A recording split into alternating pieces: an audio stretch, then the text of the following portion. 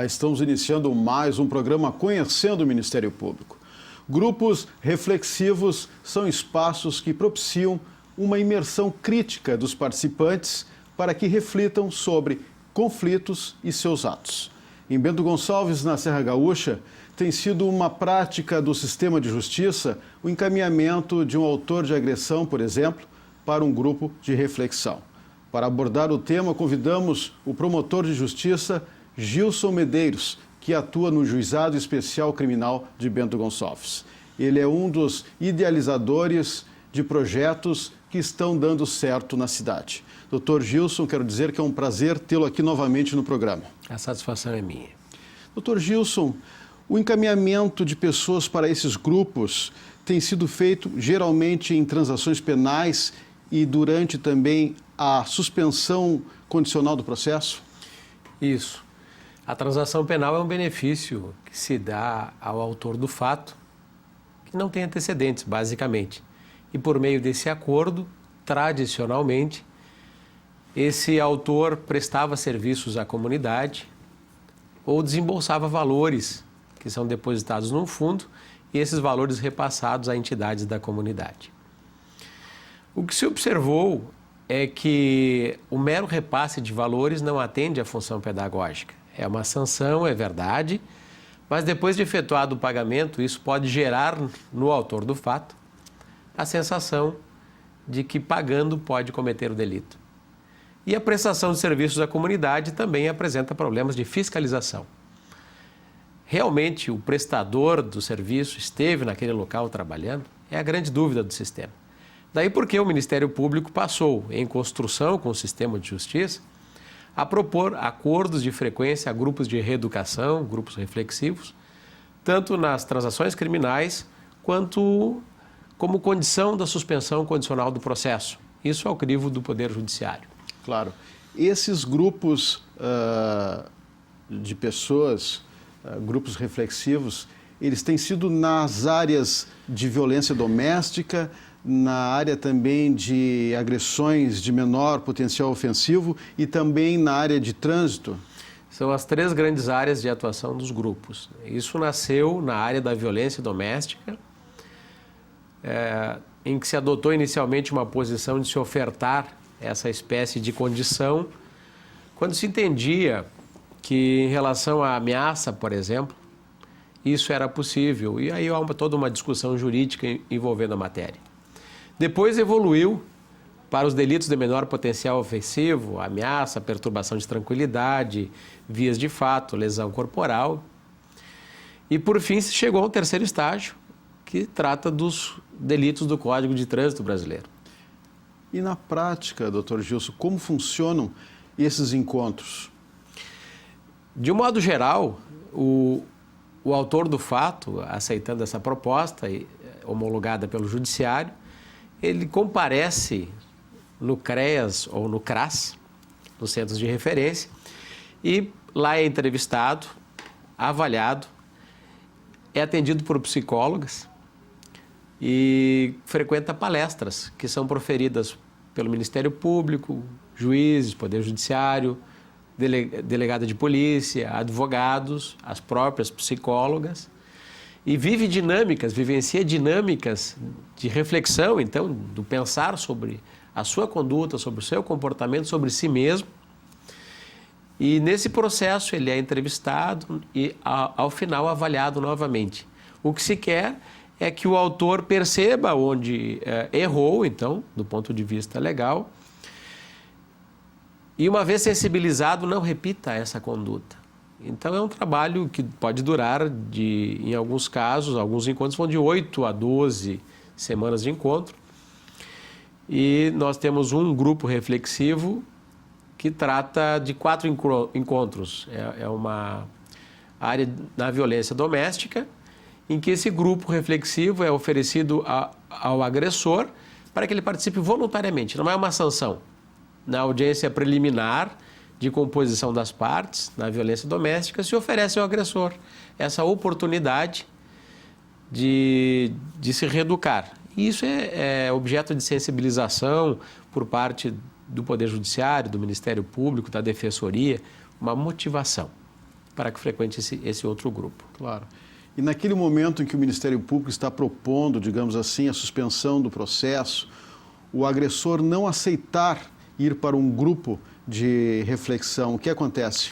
Nós temos duas condições legais, basicamente, mais aplicadas, que são durante 2 anos ou de 2 a 4 anos, a apresentação mensal em juízo. A segunda condição é não se ausentar da comarca por mais de 30 dias, sem comunicar ao Poder Judiciário. E a terceira condição é a frequência a grupos, e isso é proposto, é uma condição judicial, mas o sistema de justiça trabalha em harmonia. Se o autor do fato, o réu, não aceitar essa proposta, se verá processado. Né? A menos que, por exemplo, em função do seu trabalho, o cidadão é caminhoneiro, por exemplo, não tem condições de uma vez por semana ir até o local, frequentar essas reuniões, então se converte essa terceira condição em prestação de serviços à comunidade e, nos casos do menor potencial ofensivo e dos delitos de trânsito, em pecúnia. Claro. O senhor já citou que são 3 eixos: violência doméstica, agressões de menor potencial ofensivo e também a área de trânsito. Como nasceram esses projetos?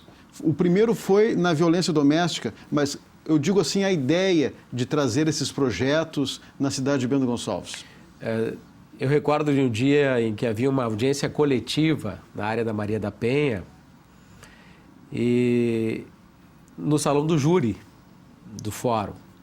E recordo de ter assistido a essa audiência, atuava uma outra colega, eu estava chegando na comarca, e começava a pensar numa solução diversa. Daí interpelei informalmente a psicóloga Sandra Giacomini, que é do Revivi, um grupo da Coordenadoria da Mulher de Bento Gonçalves, e propus um desafio, que nós construíssemos uma solução diversa.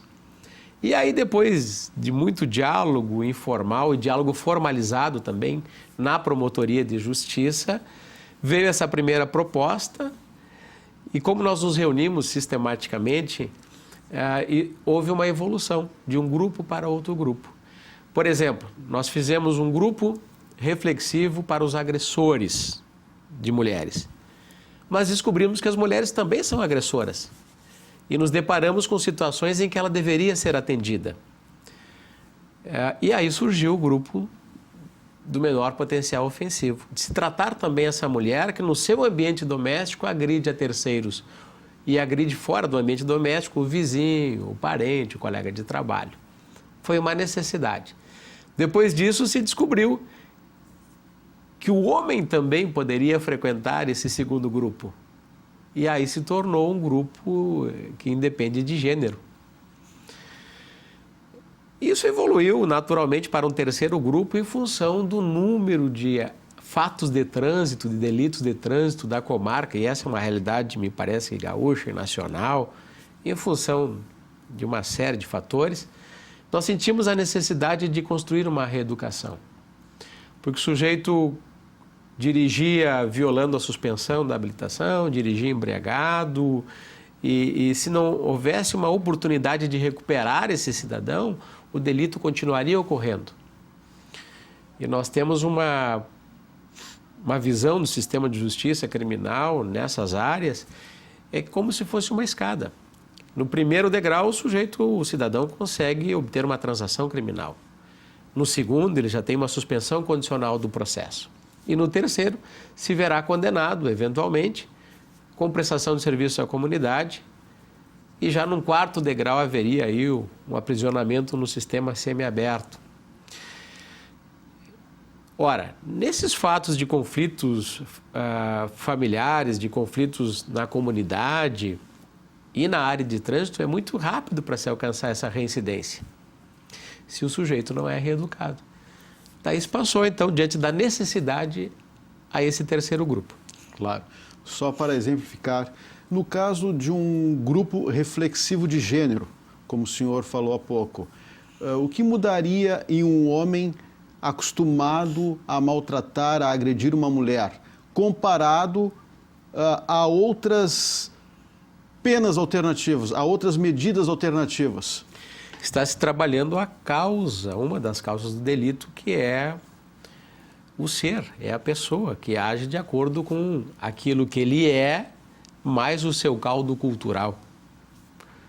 O homem é ele próprio e as suas circunstâncias. Então a ideia foi fazer com que o agressor refletisse, então pensasse o que o levou a agir dessa forma violenta. E depois disso reprogramá-lo de certa forma para que criticamente percebesse que essa não é uma conduta normal. E nós tivemos belos exemplos.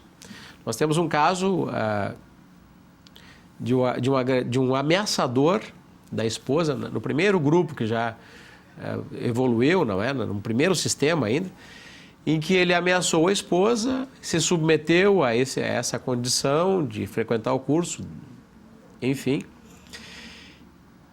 E adiante, enquanto ele frequentava o curso, o seu filho ergueu a voz com a mãe, já estava retomada, harmonizada a dinâmica familiar, e o pai imediatamente disse: olha, meu filho, não faça assim, porque eu ergui a voz e ameacei a tua mãe, hoje eu estou tendo de frequentar um grupo de reeducação. E isso foi um retorno que se percebeu assim, né? Se o agressor consegue perceber na sua conduta a causa disso, a necessidade de uma reprogramação, de uma reeducação, todo o sistema ganha. Claro. É um modelo importante, né? Este modelo de grupos reflexivos. Agora, para dar certo, tem que haver uma rede, uma atuação articulada dos órgãos públicos. E aqui vai o meu reconhecimento e gratidão ao Poder Judiciário, à Coordenadoria da Mulher, da Prefeitura Municipal de Bento Gonçalves, pelo Grupo Revivi, ao CREAS, ao CRAS, à Delegacia de Polícia, à Brigada Militar, enfim, outras tantas entidades que estão cada vez mais trabalhando conosco articuladamente. As reuniões de articulação são dentro do Ministério Público. Nós nos reunimos mais ou menos mensalmente e há um expediente, vários expedientes do Ministério Público, procedimentos administrativos que acompanham esses processos todos. E aí se instituiu uma rede interinstitucional, digamos assim, de proteção à mulher e outras situações. Ninguém tem fórmula mágica e ninguém é dono da verdade. Cada um traz a sua contribuição, então, o seu tijolo, e se procura juntar tudo isso numa construção de justiça. Ninguém sabe mais do que ninguém. Nós temos vários olhares. Recentemente se realizou em Bento o 5º seminário sobre a Lei Maria da Penha, e a proposta era refletir o sistema, o que nós somos, o que fizemos até aqui e o que podemos fazer adiante. Em que cada entidade, na ordem em que ocorre, por exemplo, o atendimento à vítima, apresentou o que faz. Então temos lá a Brigada Militar, que chega no local, depois a Polícia Civil, o Ministério Público, o Poder Judiciário, a Defensoria Pública, importante mencionar essa parceria fundamental com o Ministério Público, nós estamos construindo juntos. Não fosse a parceria da Defensoria Pública na sensibilização dos seus atendidos, muito disso não ocorreria. Claro. E assim por diante, a Prefeitura Municipal, o município de Bento Gonçalves, enfim, por meio dos seus órgãos, apresentou esse trabalho e nós estamos evoluindo juntos. Falando em trabalho, Dr. Gilson, há uma ideia, um projeto para questões de gênero no cotidiano escolar? Esse grupo, refletindo sobre a realidade, percebeu que os professores deveriam ser treinados, então, para a quebra de paradigmas em relação às crianças. E aí o Poder Judiciário, com verbas oriundas de transações criminais, abraçou, então, vamos colocar dessa forma, compôs um projeto junto com o Ministério Público, que é executado pela Universidade de Caxias do Sul, em que 50 professores da rede municipal, estadual e privada, de abril a dezembro deste ano, estão tendo essa educação, esse treinamento de como lidar com questões de gêneros no dia a dia da escola. Claro. Brincadeiras e tarefas propostas para crianças e adolescentes que implicam em discriminação. Faz com que o professor tenha um olhar diferenciado e, a partir daí, eduque de uma forma diferente também. Então, além de trabalhar com as consequências nos grupos, nós estamos tentando trabalhar lá nas causas. E esse grupo está em andamento. Até agora o aproveitamento é muito bom, pelo que sabemos, e a participação do Poder Judiciário. E vai aqui referência ao doutor José Guerra, magistrado do Juizado Especial Criminal, proponente, participador, apoiador desse projeto, enfim, esperamos colher belos resultados. E que outros tipos de agressões passam pelo GCRIM em Bento Gonçalves? O Juizado Especial Criminal em Bento Gonçalves é assoberbado. Além das matérias afetas ao Juizado Especial Criminal, lesões corporais, ameaças, vias de fato, perturbações, enfim. O doutor Guerra, o magistrado, tem competência ampliada para os delitos de detenção. E aí passa a atender os delitos relacionados à violência doméstica e a trânsito. Então, nesses outros delitos também se ofertam essa frequência a grupos. Falando em trânsito, no Brasil nós temos um alto índice de violência no trânsito. A pessoa passar por um grupo reflexivo nessa área é fundamental. Sim, porque estar-se-ia e se está efetivamente trabalhando aquele que toma o volante para si e acha que tem uma arma na mão e descarrega N situações de frustração, ou pretende descarregar, numa via pública, ocasionando riscos para si próprio e terceiros. E há também toda uma geração, é importante que se diga, embora os cursos de reciclagem e tudo mais, que talvez não tenha compreendido exatamente que dirigir é uma exceção. O ser humano foi criado com duas pernas e a regra é caminhar. A exceção é conduzir um veículo. E é preciso que se tenha toda uma estrutura e que se prove a todo momento a possibilidade de se manter esse direito, então. O senhor tem um balanço de pessoas até agora encaminhadas a esses grupos reflexivos? Na primeira modalidade de grupo reflexivo, nós tivemos 17 casos atendidos e finalizados. E isso evoluiu para um novo grupo reflexivo na violência doméstica, que são 4 encontros semanais, enfim, voluntários, por sensibilização, em que já houve a frequência de 50 pessoas, 50 homens. Nos grupos de trânsito, nós tivemos 29 pessoas atendidas e agora temos mais 30. E nos grupos do Juizado Especial Criminal, de violência em geral, assim, nós temos algumas dezenas já, porque esses grupos eles acontecem repetitivamente, não é? E o senhor lembra de algum caso de reincidência? Até agora não tivemos notícia de reincidência.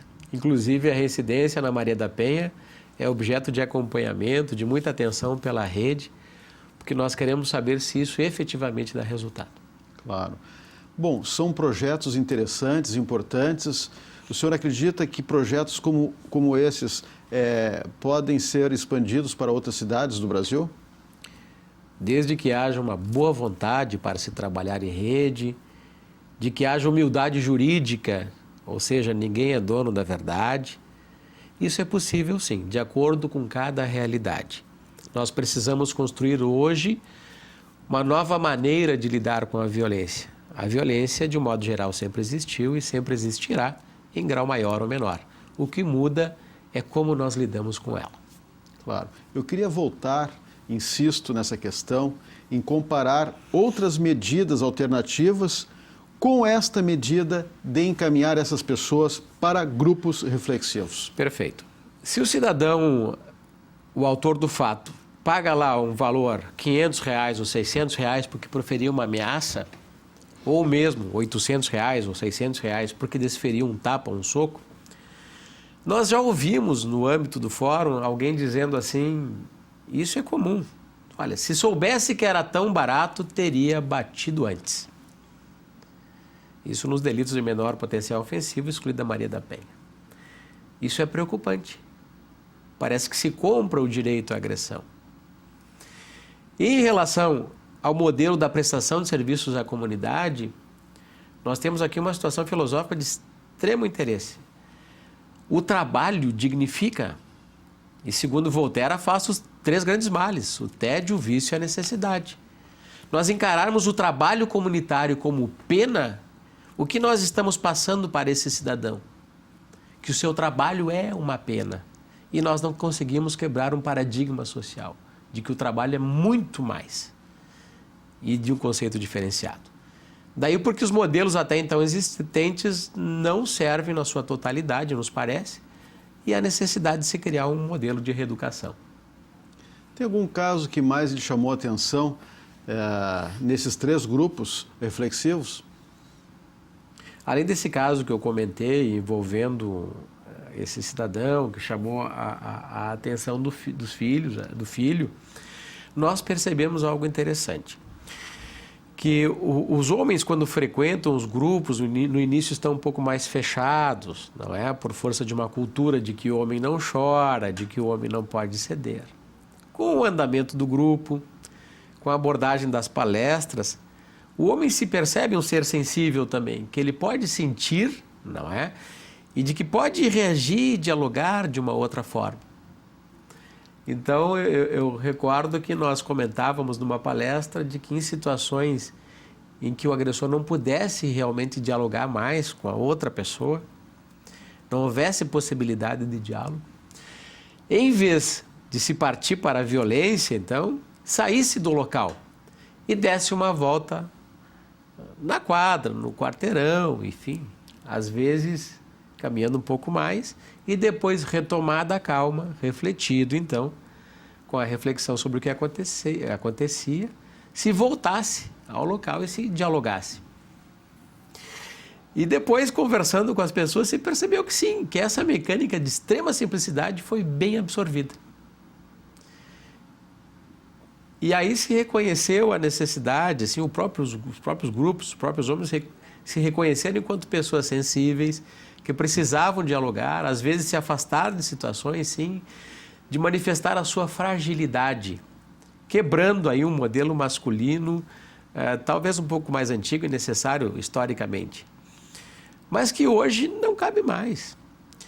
E isso é uma situação que nos chama a atenção.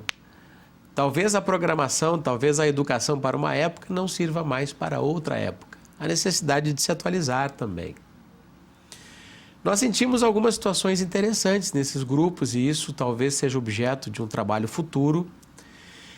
Quando envolve violência doméstica, é que a vítima é sempre agredida, ou de um modo geral, agredida no rosto, na face. E nós discutimos muito sobre isso, porque é simbólico. A mulher agredida no rosto, ela passa a ser o símbolo, né, de uma relação de poder, então.